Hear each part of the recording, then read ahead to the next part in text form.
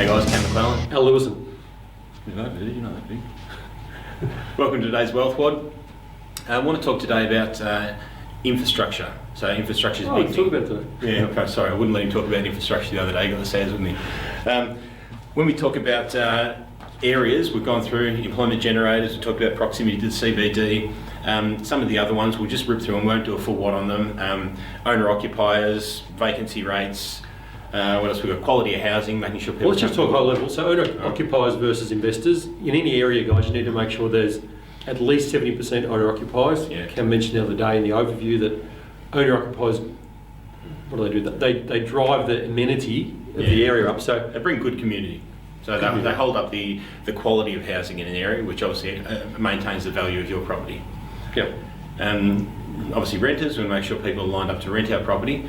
But one of the value adds that we look for, and El's acquisition team go out and what they research in every city market is fairly in depth as far as the checklist they have to bring back. But we were talking about it before and going, well, a document that big on infrastructure reporting it's not viable for a mum and dad investor to go out and do that. So what can we do? If you go back to what I did early on, which was a day in the life of a property investor, and I showed you some of the things that I went out and to one of the councils in Brisbane, I think it was, and talked to the council town planner. Now, this is an easy way where you can get an understanding of what's going on in a specific area. Town planners, as you know, mate, when we were rookie developers, we'd go in there and be banging our fist on the table with town planners going, why aren't you putting our property development through faster? We want our planning application. They've got all the residents in the local area saying, why are you putting all these property developers planning applications through so fast? So they're getting belted around by developers, by the residents in the area. The council aren't very nice to themselves. So town planners have got a really important role in our community, in building of our community. But the reality is the day-to-day life, you can see why they could possibly be frustrated because they're getting kicked around a fair bit. So if you respect town planners' position and understand and try to achieve the same goals they do, when you're going in there, they can give you some awesome information when you're looking at an area to invest. So the things we look for is, first of all, the budgeted infrastructure. So we're looking for, why do we focus on infrastructure? Because infrastructure brings population growth. Population growth puts housing up. So it does two things. So we look for areas where there's going to be infrastructure works, macro scale infrastructure works in any given city. So Brisbane's been through a massive spate of it. The government's spending a lot of money. So what does it do? It does two things. The first one, it generates a lot of money into the economy. So the government's spending money, employing people to come and do works in a certain area. Yeah. Those people are paid more, those people spend more, and the cycle goes around and around. It kicks along the economy. So you'll often see in times where the economy's at a standstill, the market's slow, the government increase spending because that then filters through the economy and gets people moving again. The other thing it does specifically when you look at a particular area is what increases the area of property prices basically. Give an example of something that's going on. Melbourne's a good one, it's got a couple of them going. One's about to happen in Melbourne, there's some protests about it, East-West Tunnel. So they're building a tunnel that will connect the east and the west of the city.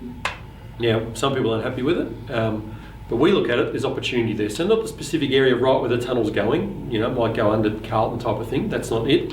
What it does, it opens up other areas of Melbourne. So it opens people's access to employment generators, access to the city, access to transport, access to shopping, and there's certain areas of benefit. So if we talk back 5 years ago, 7 or 10 years maybe. Eastlink, yeah, Eastlink. So Eastlink connected the Eastern Freeway in Melbourne to the Monash Freeway in Melbourne. So I'm pointing because that's where they are, and around along the back of them. But what did it do? Places like Ringwood, places like Scoresby, Dandenong, Frankston, all those along there, and probably even out the other way towards Cranbourne, they benefited because all of a sudden it opened up this whole new branch of access to employment, like we said, transport, jobs, you name it, they all improved. So property price as a result, works finished, property prices went up.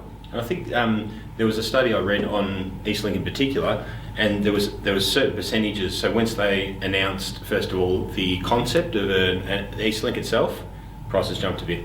Once they started construction, prices jumped a bit. Once they finished stages, prices jumped a bit. When it opened up, prices jumped again. So there's little keys along the way where you know that right, you might get a little bit of price growth. That's not long-term investment, guys. That's just getting in the right area at the right time. So how does that help you, and how does that factor in our process of eliminating areas? Well, guys, we're looking for, we've ruled out the market we don't want to be in because we found the right market that way. We're in the area, we're ticking off areas we don't want to be in. So if there's an area with no spending happening versus an area with spending happening, guess what? That's the area we're narrowing in on. We're getting closer and closer Yeah. to the needle in the haystack. So budgeted infrastructure is a big one that town planners can help out with, and they can tell you whether the infrastructure rollout is on budget as far as time frame goes, whether the budget's still there and hasn't been adjusted. Once a budget's locked in, it's usually full steam ahead. Unbudgeted infrastructure, so what's going on in the back of the council, if you can get a little bit of insight into that sort of stuff, that's good for long-term investment down the track. Hopefully help, guys. Hopefully from that you can knock out all of those different areas. There's 4 or 5 different areas, and then once you've ticked off those boxes, the 4 or 5 different areas for to make an area good for investment, then check the amenities. So have they got those basic amenities? But the amenities are sort of the last thing. So by now we've talked to people about the market. We've ruled out the markets. We've knocked out a couple. We've ruled out the area. We've got down to a couple of areas. So guys, we're getting close. We're nearly on the hunt for the property in the area we need to be in. I'll talk to you next time about the individual property. Now we'll get the rubber to hit the road, guys. Enjoy.